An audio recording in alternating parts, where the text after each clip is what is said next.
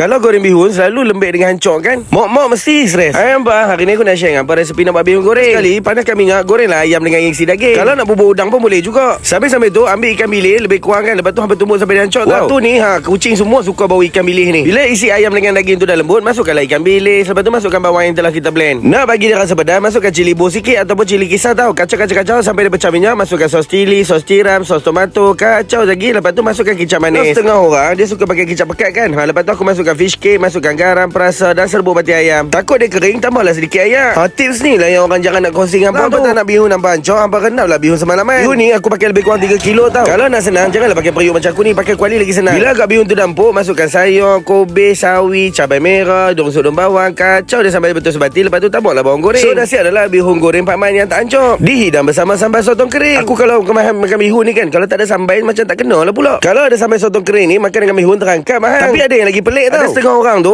kalau dia makan bihun goreng mesti dia kena dengan kuah tu. Siapa boleh teka kuah apa yang aku masukkan? Orang lama dia mesti tahu. So hampa cuba komen tau. Bihun goreng bersama dengan kuah